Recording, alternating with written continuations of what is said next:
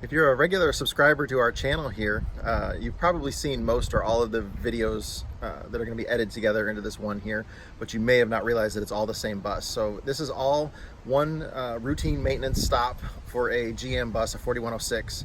The guy had contacted me. He said about a year ago he had his front brakes redone on his bus, new brake shoes, and they turned the drums and put new S-cam bushings. I mean, they did everything on it, and he says brakes are terrible.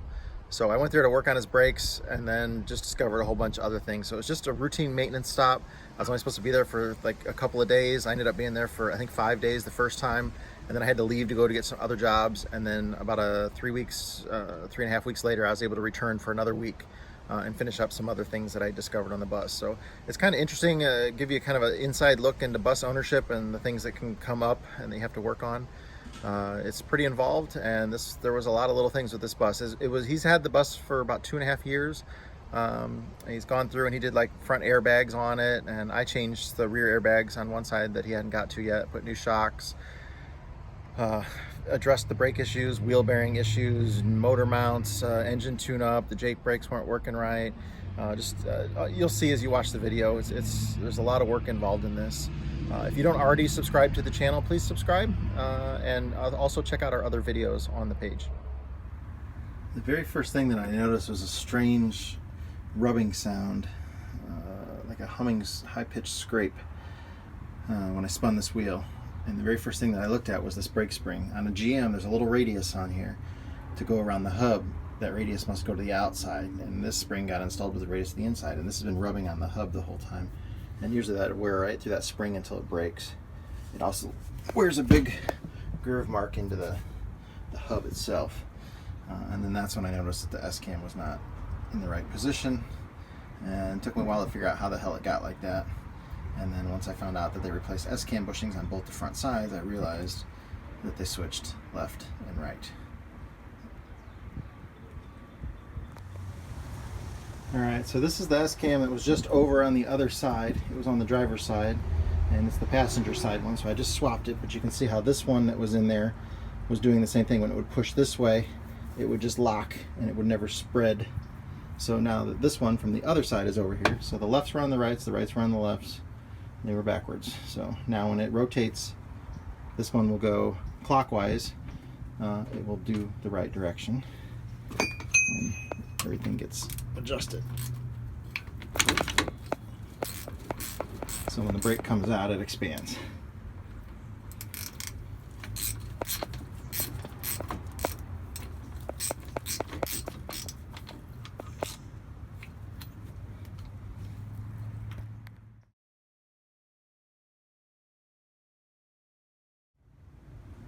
So you can clearly see that this brake has not been working, and that these are still the brand new shoes they put on a year ago. Because of the reversed S-cam on there, there was no way for that brake to actually work.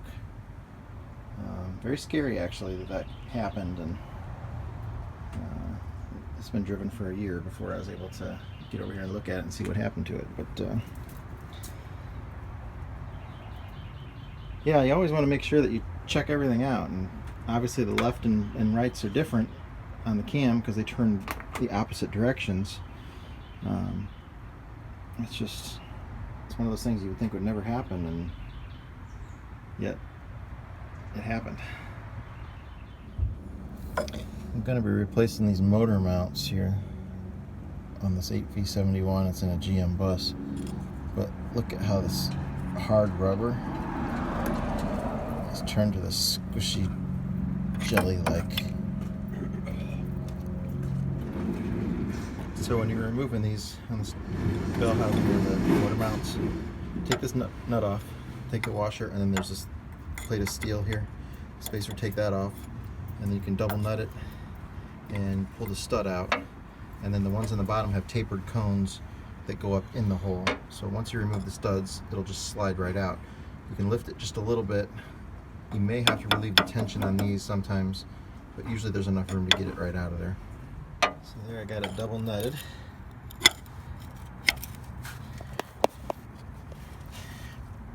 And the stud's coming out.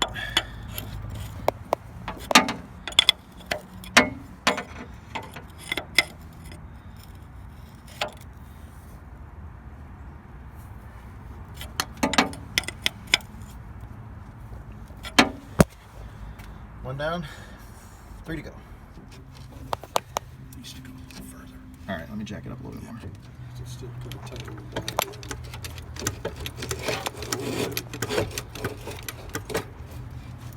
in. More, or you got it? I got it. So I don't see the little dimple he's talking about. It ain't there. So there's no room on that back mount to get the stud out. So I just made a notch on the old one here and took the bottom stud out, and then once this was notched, it could just slide right out. And then when I put the new one in, we'll make a notch in it, slide it into place, and then it'll get bolted down, and then the stud will go back in that hole there. So it can't go anywhere. But you can see how nasty this rubber is. It's all squishy like a jello. The motor, the transmission was rubbing on the body because it's been compressed so much. Definitely need to be replaced. So when you get ready to put the mounts in, there's a taper, and when you put that in, that'll self-align that hole in the bottom of the mount. So when you got these in already, that'll go right in with the taper and self-align. Just got to get it close enough to start it. So I'm working on this GM 4106, pulling the hub to replace a stripped out wheel stud. It's got no thread on it. It wouldn't hold torque. So when I pull the brake drum, so I'm going to pull the hub and replace the seal because there's a little bit of a leak starting back there. Much easier to do. Pull the brake drum off and I see this huge wear mark in the middle of the brake drum. Well, first of all, you can see this is the bus that had the reversed S cams in the front, so there was no front braking on it, and the right rear brake was completely out of adjustment. It was a full travel on the push rod, and then this was the one that was working good. Now I get it off and you can see that the brake shoe's only been rubbing 1/4 or 1/2 of the inside of this drum here, and then there's this really unusual deep scratching marks here, and then this is kind of rusty where there really hasn't been much wear out here. So all the pressure's been on the inside. And I saw that, I'm like, what the hell can cause that? It's pretty deep. You can't maybe tell in the picture here, but I mean, my fingernail catches the whole thing all the way down. And then I looked at the S cam, and remember, this is the one good brake. I don't know if you can see it. The S cam is in there like cocked, and you can see a big flat wear mark on the end of the S cam where the S cam the bushings are so bad that the S cam is tweaked in there, and that was rubbing inside of the drum. I don't know if I can wiggle this all. It's just not the right position. I got a flashlight.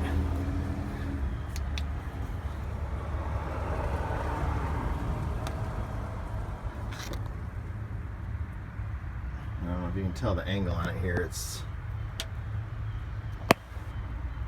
That's kind of the angle that it's at instead of that, where it should go straight.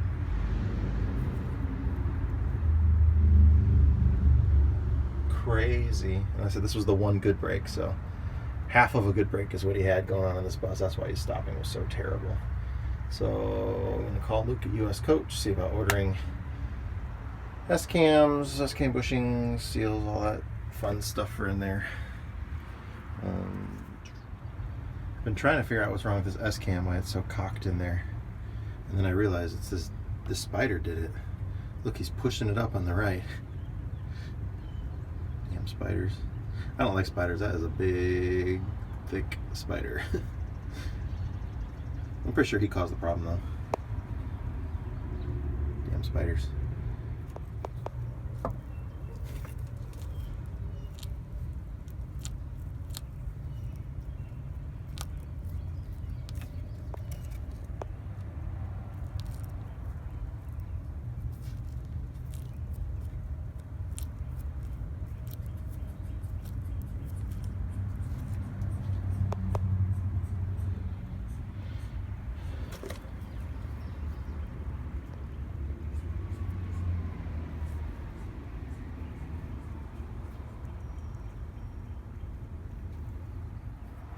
See that the inner bearing on this has been spinning, I don't know if you can make out in the video is how much wear there is there.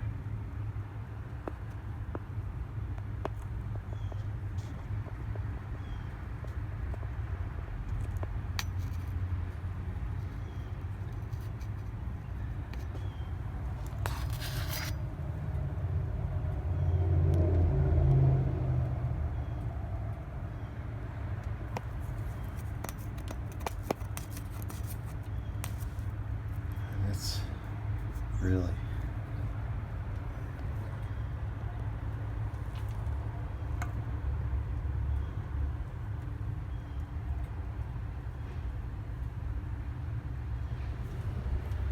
That's a lot of wear. Might need to have the axle doctor come out and address that. That bearing's been spinning so much that there's like steel shards sticking out.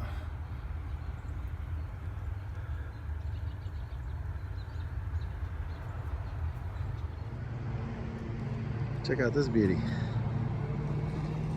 4106.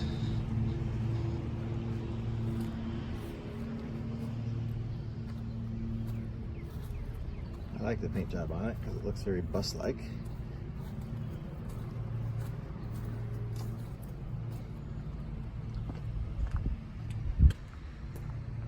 It's got Jake brakes on it.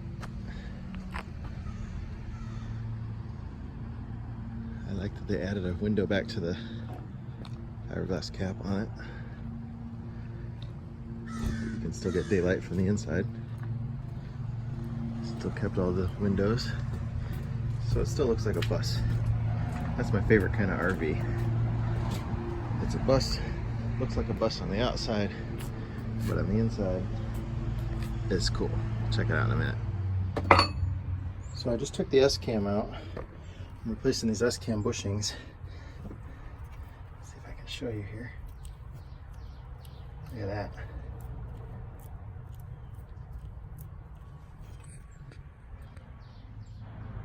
So I just use a little seal installer as the perfect size to install that new one. Very easy.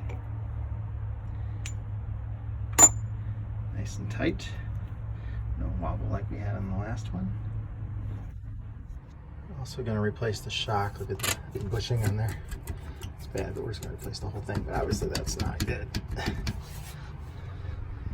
4106. So taking a shock off of 4106, there's a plate with 4 bolts. I think they're 7/8, something like that. And they go up into the air beam. Well, it's not an air beam, the beam. And once you take those 4 bolts out, then this whole shock will come. Well, you have to remove the bottom nut, and then you can pull the shock down. And then now you can get to these bolts here to get the top of the shock off. A lot of rust, a lot of very hard to get stuff. About 20 minutes, 30 minutes into this one so far. So this is the top of the shock mount. This side comes off. There's 3 bolts in it. And then the bushings go on here. And the shock goes down through there. This is seized on here. I could not get the other end off, but luckily there's enough clearance where hopefully I can get the new one on. The old one came off that way. Hold that for me.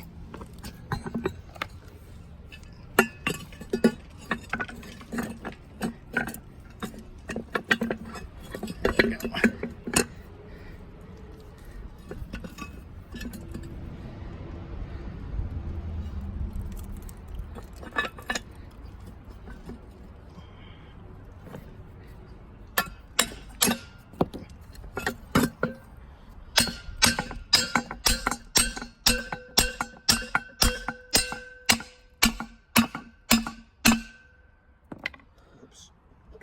Frame. I think they saw enough to understand it. Okay, the new shock is on. Got new airbags, new S-cam bushings, new bump stops. We added an extra little shim in there keep it up just a little higher when it does come down on the bump stop. So real quick, I'll show you the outside of this one again, and then I'm going to take you on the tour on the inside. This is a, I think it's a 63 4106, GM PD-4106. I love the paint on it because it still looks like a bus. It's got all the windows on it, although those are Peninsula sliders. It does have a fiberglass rear cap on it, which I usually don't care for, but at least on this one they did put a window in it still, so I kind of like that. But I love the paint on it. 8V71 with the Allison V730 automatic transmission. It's got Jake brakes on it. It's a really nice bus. The engine's a little tired.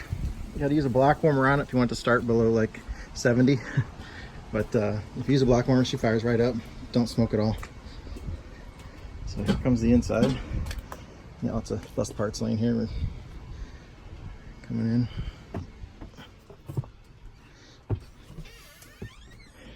Pretty stock driver area. Nice piano.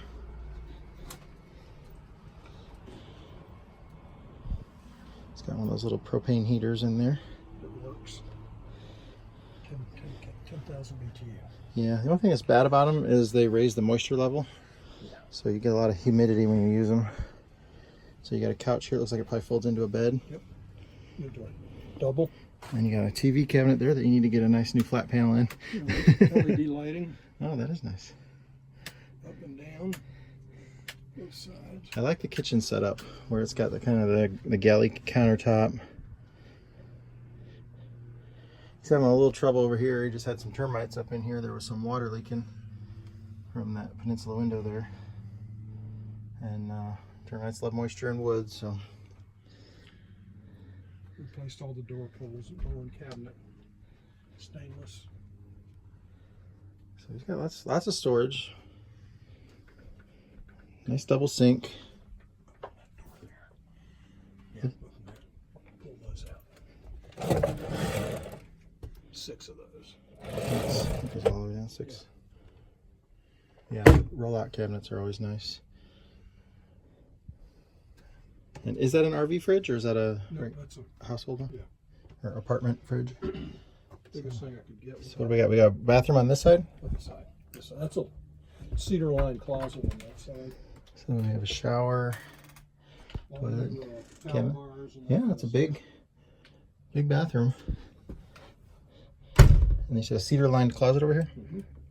Push the button. Full of junk. Smells nice. I love cedar. Does that light automatically turn off when I close the door? Okay. Walk around queen. More cabinets. Yeah, I have a queen in mind, but it's not walk around, so it's definitely harder to make it because one side's always up against the wall.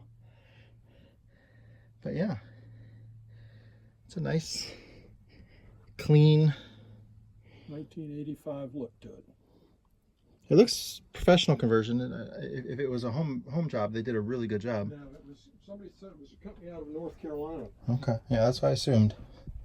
It looks. And it's all 3/4 inch plywood. It is all solid. No, it's just a nice bus. Very, very nice. DC panel. And this automatic. There's a old fleet number. Oh, yeah. And what was the history on this one? Do you know? Safe Trails, Washington, D.C., May of 1963. Huh. Gotta be careful. That D window rubber over there is really rotting away. It's rock hard. They blow out when you're going down the road when they get like that. There's the shift tower for the Allison. Does this have an air throttle on it too, or no? Yes. Okay.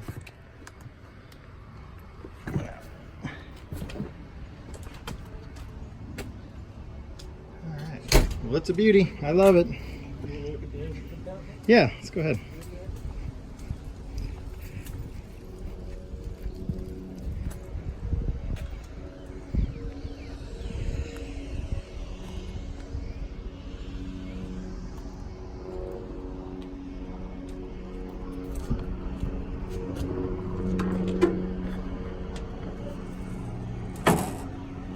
Half of the air throttle.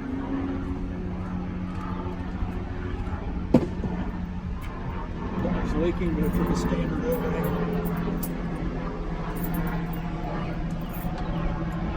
One time it had a starter system on it. Evidence of this too.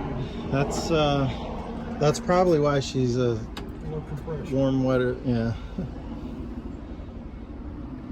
But they probably added that because it had low compression to begin with. That usually gets them going. Yeah, that Allison V730 is awful nice to have. No more double clutching and Slugger bottle for the air system.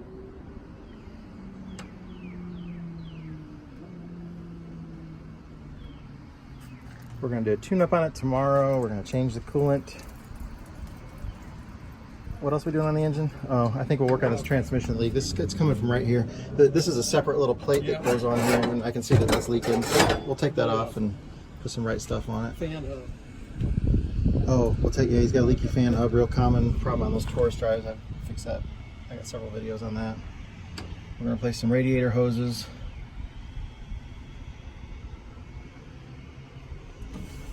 And you have cartridge air filters in it, right? They're not oil baths anymore. So we'll get that going tomorrow.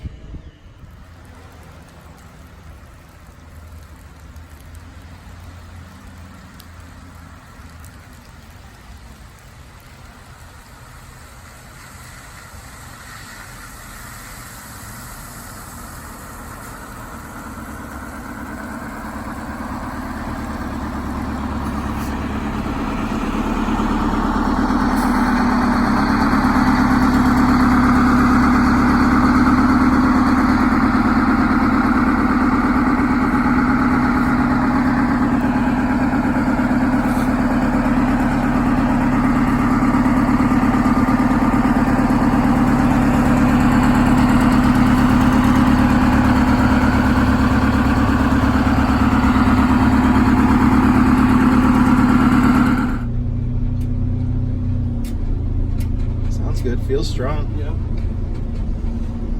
Not even on the floor. Yeah, I mean that was uphill and It doesn't hardly smoke either. the shift felt real good too. Yeah, wait till it downshifts. Is it a clunk? Yeah. It's not a clunk, it's just catches you unaware. Unfortunately, the shift point's about 45, which is the speed that most in-town speed limits are, so you're constantly up and down, up and down.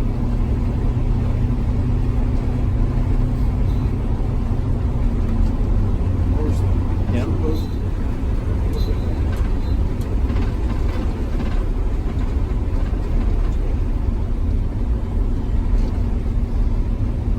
Suspension feels nice.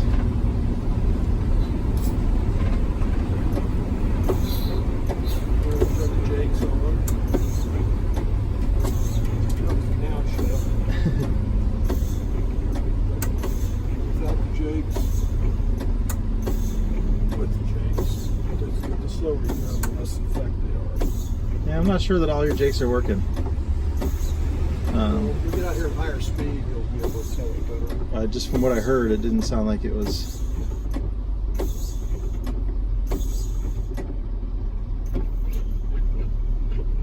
We'll look at the settings on those when we do the tune-up. We'll give it full throttle.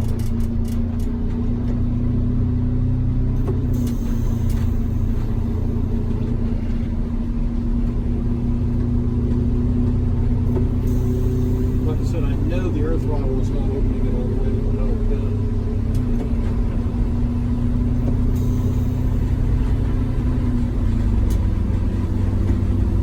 This is the first time since I recalibrated the tach. Let's do this next one. We'll go highway speed.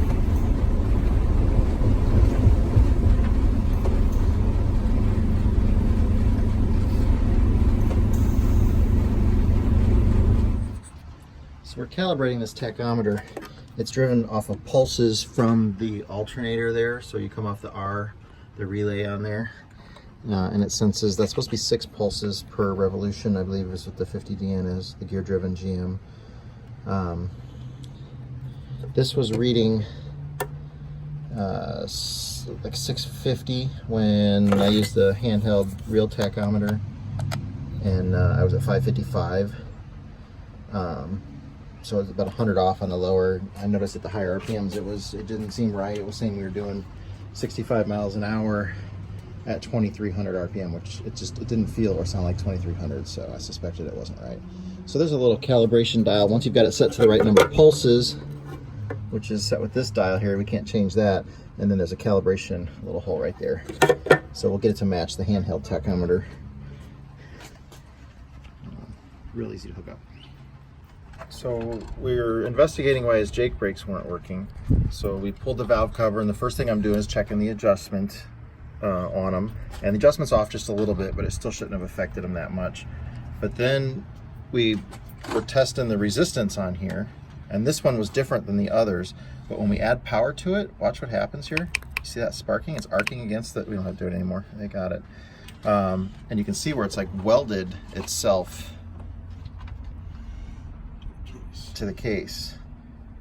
So clearly that's been shorting out, but it was actually, it's still triggered though. I still heard it pop up, but that's not a good, yeah, when you trigger it, that pops up, and then that lets the O-ring clear and the oil flows through in the middle. So we're going to pull it out and see if we can try to fix that. So we just cleaned it up and put a piece of heat shrink on there. Yep. And then that should keep it isolated so that doesn't happen again. What happened with it? So on the back side, yeah, everything was about twice as far off as it was on the bottom. So somebody must have skipped this. The Jake's adjustments were way off. These probably were not working because of that. Also, the O-rings in the Jake solenoids were crusty, and so we went and got some new O-rings. And I'm going to start it without the valve cover on back here, make sure these Jakes are working while it's running. But it's hard to get to this backside, so that's somebody just got lazy and either half-assed did their job or just skipped it. But I've got everything adjusted back there now. The Jake brake heights, the fuel injector heights, and the valve clearances. Should be good to go.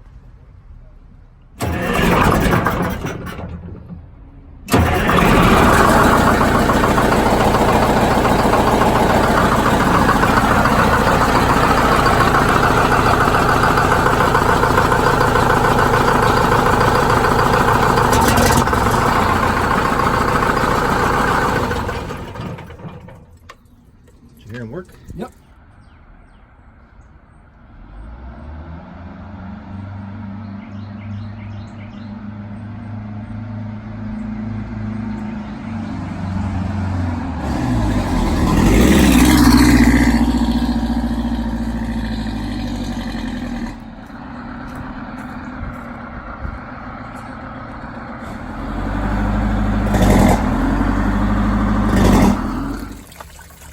Draining the cooling system, it's just water and rust. It's never good if you put water in these. And again, you're lucky this isn't smell-o-vision, because this has a very distinctive, nasty smell to it.